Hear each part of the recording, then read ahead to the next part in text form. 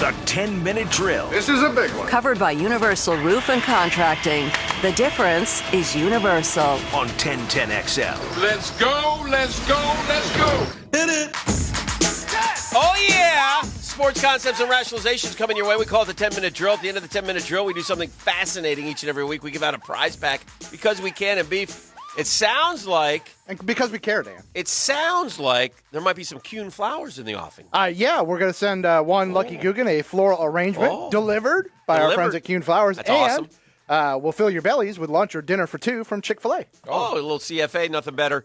I am 100% on board and fully endorse both of those products. Okay. They're tremendous. I'm going to ask you a question today during the 10-minute drill that you asked me yesterday in the 10-minute drill. Okay, I'm ready. What's the latest on the FSU coaching search? Tell you what I'm here. Odell had his interview. Yeah. Apparently it went well. I don't know. I mean, we're moving along here. We're on the backside of November, the second half of November. We were told that there'll be a coach at the end of November. Still almost 2 weeks away, though. Yeah. And we need something to happen here. I have to cook. From that same... The bottom line is this. Do you want Odell Higgins as your head coach? And some people say yes. I would say be careful. Don't act on emotion. Don't ever act on emotion. And then and they always do. Yeah. Not always. No. A lot of times the emotion gets acted on. Got acted on with Ed Orgeron at LSU. Yeah, and it worked. Yeah, it got acted on. And that's your one hope. It got acted on with Mike Dubose at Alabama, and it did it. But Eddie O had 3 head coaching stints. Oh, no doubt. 2 head There's coaching some stints. differences there. He got to cut his teeth at Ole Miss, and he failed miserably. He went to USC and was much better, but they didn't quite believe in him. And then he was like last man standing at LSU, so they gave him the job, and it's worked tremendously. So you never know. Odell would have to get the right guys around him. It remains to be seen. From the same fountain of gossip and innuendo, rumor and innuendo. I'm going to put this in rumor and innuendo. Okay. From the same fountain of rumor and innuendo. Yes. There is a note out there that it could be as simple for Odell as this: be Florida, you get the job.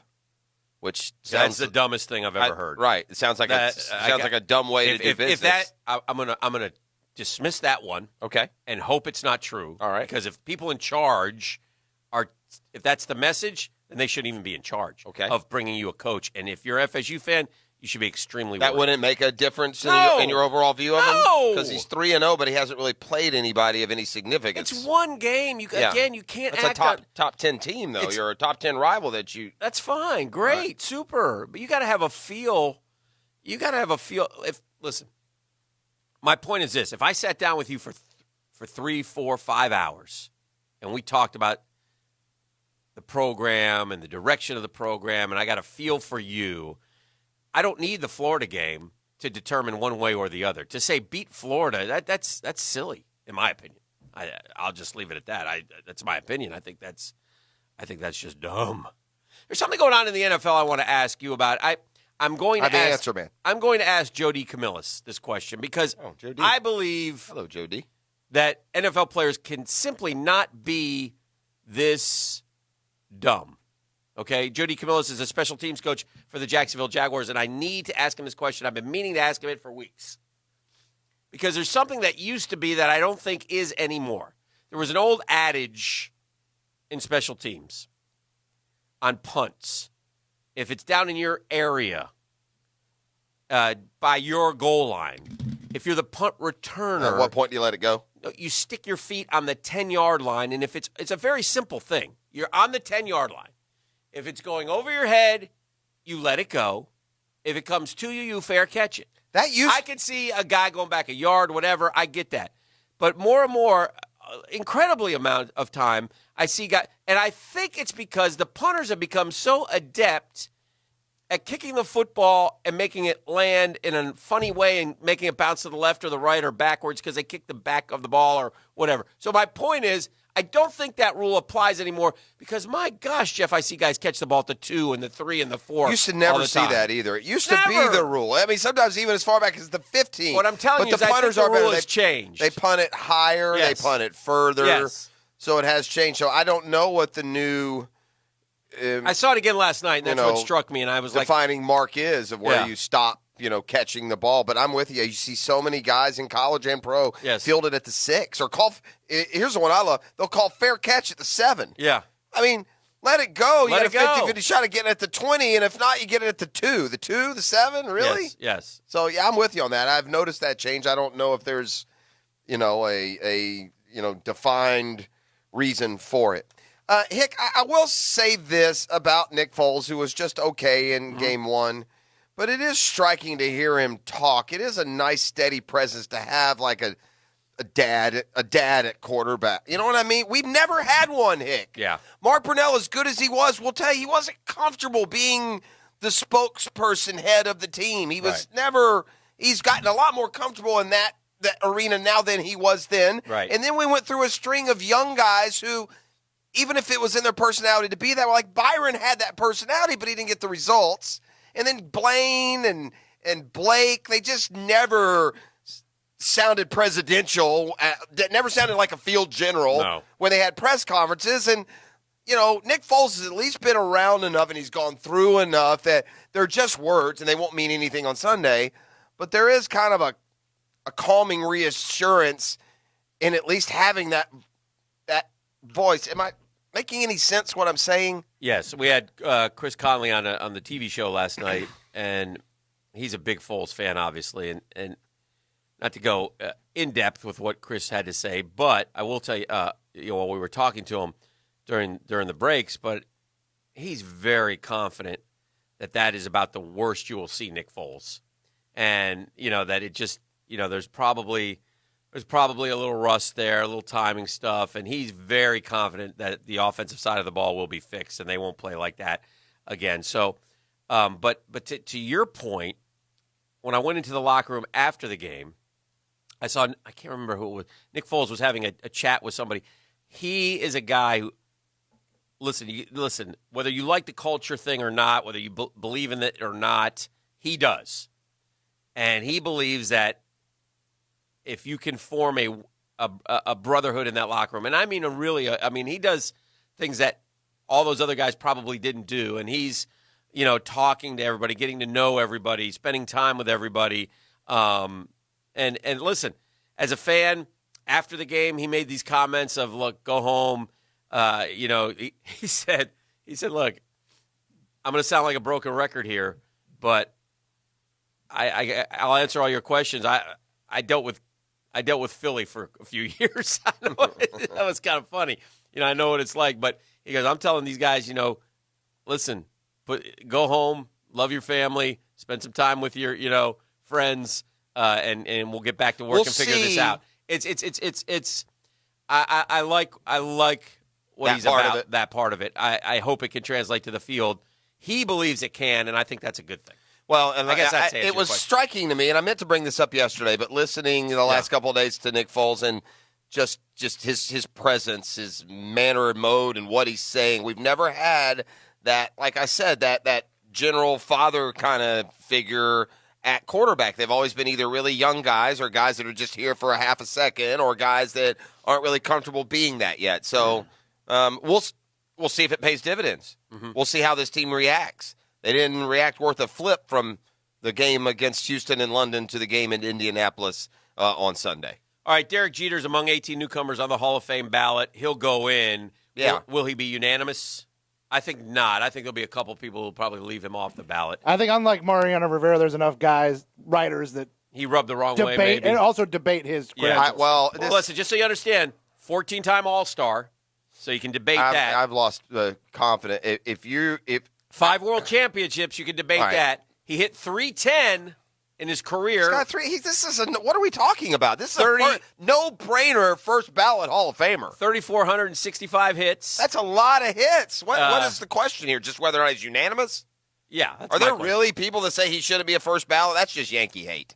That is as sturdy a resume as we've had in our lifetime, isn't it? Yes or no on these guys? These are some of the newcomers. Well, this is hard. How many? I can only get in 3 or 4, can I? No, they're not. It's not hard. By the way, I think that this is let me ask you this question before we move to some other guys. Uh-huh. Okay, honestly now, this is what annoys me about these baseball writers and those and their decisions. I will forever say that the first unanimous selection to the Hall of Fame should have never been a freaking relief pitcher. Oh, it should have been Babe Ruth. That's unbelievable to me. What? Can I share with you this nugget from the ballot? Yes. The top 5 career war guys. I know you guys. Yes. What is that good for? War. The top 5 career war guys on this ballot. Okay?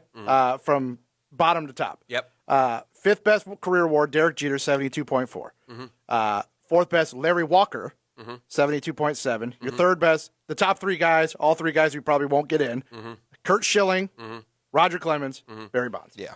Clemens and Bonds are Hall of Fame talents who we'll just wait and see if it ever And thaws. so is Schilling. Schilling should be in too. It's ridiculous that he's not. He's very similar to Smoltz to me. But anyway, Schilling is. let me ask you guys as a baseball question though, honestly, because my answer was like I wouldn't spit it out. I'd blurt out the answer before you finish the question. But I'm going to give you for their career, Derek Jeter or Mariano Rivera. Which one are you taking? Jeter. Of course you are. Yeah. So how can the biggest, brightest baseball minds? Maybe he'll be unanimous. He just was eligible a year earlier. He shouldn't, again. Well, you know how the writers are. The They'll be unanimous contrarian. ship sailed. When you don't put Babe Ruth and Hank Aaron and others in unanimous, there's no such thing as unanimous. But when they did it with Rivera last year, look, he's a great guy. I love him. He's a great player. Yeah. You're not even good enough to be a starting pitcher, and you're a unanimous Hall of Famer. Yes or no, please? Bobby Abreu, Josh Beckett. Hard no. Heath Bell. Hard no. Barry Bonds. I'd put him in at this point. Eric Chavez. Hard no. Roger Clemens. I'd put him in. Adam Dunn. Hard no. Shone Figgins. Shone Figgins? On the ballot. I don't know what to tell you. I got Shone Figgins right here. Did Shone Figgins even like... Dan, it's pronounced Chone. I got Shone Figgins right here. Did Shone Figgins even... It's probably Sean Figgins also. Did Chone. Shone Figgins even hit 200? Who is he? Might even be Cone. Cone Figgins. It's Choney Figgins. All right. Rafael Furcal. It's Keone. That's the first ballot. Furcal, Unanimous. no, hard no. Jason Giambi. Giambi, I'd say yes. I'd say no. Well, I don't care. Todd You're Helton. asking me. Todd Helton, yes. I'd say yes. Todd Helton's debatable. Raul Ibanez. No. Miami Sunset Senior High School. Yeah, no. Jeets.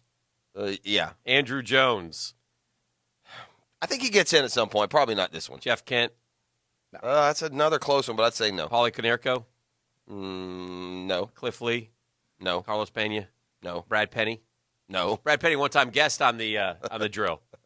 Legend. Wasn't that Brad Penny at that golf tournament we had? Maybe so. Big dude from Oklahoma. Isn't that him? Brad I think so, Penny? yeah. Yeah. That was Brad Penny. I don't remember doing. When did we do Brad Penny? You weren't here. Oh. Andy Pettit. Yeah. Former Met great J.J. Putz. What in the world? No. Man Ram. Yeah. Yeah. Brian Roberts. No. Scotty Rowland.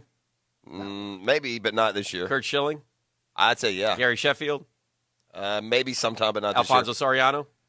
No. Sammy Sosa. Soriano is already eligible? Jose Valverde. No. Omar Vizquel. Yeah. Billy Wagner. No. That was a quick no on Billy Wags. I don't like relief pitchers, dude. That's your problem. Larry Walker. Oh, no. That's his problem if I'm voting. I think Larry Walker's a Hall of Larry Famer. Walker might be. Hey, Larry Walker should get Former in. Jacksonville Jaxpo. Yeah, he should get Jaxpo in. great. I would put Larry Walker in for I sure. love Larry Walker. Anyway, that's some of that's the class. So How many? Is there a limit to what you can put in? I don't know. Scholars maintain there is a limit. I don't know. Next time that you direct a segment about a topic, I'm going to need you to have more Well, awareness and that was knowledge about the parameters. I did not. I asked a simple question. You bogged it down. I didn't bog down You at bogged it all. down a I asked little you a bit. real I'll be honest simple with you. question of protocol. It wasn't like we in got depth. some sort of Keone Figgins thing, and we couldn't get back. We couldn't get it back after that. You went Chone Figgins on me. Asked me should Chone Figgins be He's in on the hall? ballot. I mean, who asks a person We got that? stuck on Shone Figgins. Yeah, I don't know why. Sure I do. You suggested he should be a Hall of Famer. Well, because he's on the thing. There he is, Shone Figgins. Started in 2002. He's got a whopping What is he, an angel? 1,300 career hits. What? How does that make the ballot, Hick? Seriously. Shone Figgins. 5'8", 180-pound keg of dynamite. Shone Figgins. Somewhere Shone Figgins is smiling. All right, let's do caller number 2, Beef, 641-1010 at the end of our 10-minute drill. Caller number 2. And then I'm going to tell you about something that's annoyed me in the world of college football that came out yesterday. Oh? The best tight end in the country is not a Mackey Award semifinalist. I don't know what the hell's going on with these guys. Which tight end is that? That'd be our tight end. Yeah.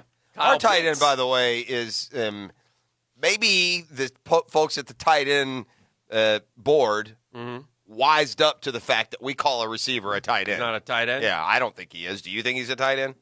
The guy weighs like 180 pounds. He looks just like a receiver.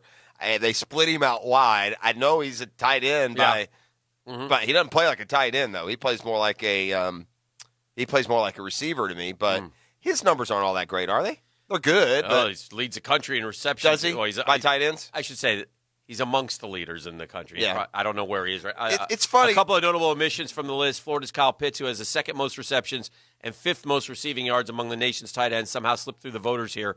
The sophomore for the Gators has averaged 4.2 receptions per game and accounted for 566 yards and 5 touchdowns. No other tight end in the SEC has more yards per game than Pitts. Penn State's Pat Fremuth has been omitted, slightly surprising, 7 touchdowns, more than any other Big Ten tight end this season, third most in the conference. Iowa's T.J. Hawkinson won the Mackey Award last year. Other past winners, Dallas Clark, Tyler Eifert, Jake Butt, Austin Safarian-Jenkins, and Nick O'Leary. And Aaron Hernandez. This year's semifinalists include Florida Atlantic's Harrison Bryant, Washington's Hunter Bryant. Hunter Bryant. Are they brothers, Harrison and Hunter Bryant? I don't know. How about that? One's at Florida Atlantic, one's at Washington. Boy, they don't like each other if they are. Brevin Jordan. Couldn't be further apart. Brevin Jordan of the U, Bryson Hopkins of Purdue, Charlie Kohler, Iowa State, Albert Okubagami of Missouri. Maybe it's because the superstar teams, Dan, don't have really, high-name tight ends, but this may be the least recognized tight end class for me. Let me tell you something. These voters don't know enough about Kyle Pitts to know that he looks like a wide receiver, and they use him as a wide receiver because he's listed as a tight end. Therefore, the fact that they omitted him is Do you agree with me, though, egregious. that he seems to play more like a receiver than a tight end? Yeah. Yeah. I mean, I know I was embellishing when I said 180, but he doesn't have tight end. Like, he'll never play tight end in the league. Oh, yeah.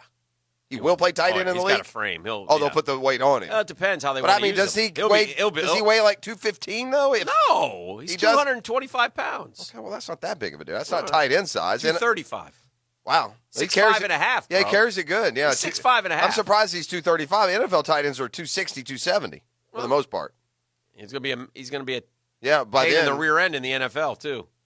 yeah, he can create some matchup. He's that tight end the NFL loves to have and can split out. And Tight end we ought to have here. Yeah, we don't We don't do tight end. cultivate and develop good players. We don't Hick. do We tight end. luck into one every now and then, but when it comes to actually planning, plotting, getting, signing, we're not good at that part of it. Listen, there's so much to be played for over these last 6 games for the Jaguars, but decisions that will have to be made at the end of the season. One of the decisions is, what direction do you head? I mean, what are they going to do, as you start looking ahead here? You got some good young pieces of the puzzle here. I agree. In fact, hold that thought. Yeah. When we come back on the other side, it almost seems like we have 2 problems in one. 2 in 1. I do. I mean, when it comes to defining which direction you may possibly go, again, based with 6 games left on the schedule. But again, if you think they're going any better than like 3-3, then I got some swampland out in Mandarin. If you think it's butter, but it's not. Yeah, it's chiffon. Yeah. I want to do today's Shazam Spotlight as we had to break. Uh-huh. This was a good one. I watched this the other day because they were playing against my Hawks. I didn't realize. I knew it was rare, but I didn't know it was this rare when one Danny Green gets a dunk. Danny Green, who played at North Carolina, is a 3-point specialist. So it was won Toronto last year, played for the Spurs. Know him well. Almost Right. cost the Raptors the NBA World Championship when he threw the ball out of bounds. Good memory. Yes. Okay. That Well- guy. Well, anyway, Green had a dunk on Sunday night. I didn't think much of it until I really got into the particulars of it, and that's today's Shazam Spotlight, brought to you by ShazamAuto.com and the Murray Ford Superstore, Stark and Kingsland. It was Green's first dunk this season. Oh, okay. His career high for dunks in a season is 10. He did that way back in 2013. Okay. But this is the Shazam part that I found comical. Apparently, the league couldn't believe it either. According to Green, as soon as he got into the locker room, he was called immediately for a drug test. Dang. So tweet it out, catch one dunk, and get drug tested. That's today's Shazam Spotlight, brought to you by ShazamAuto.com.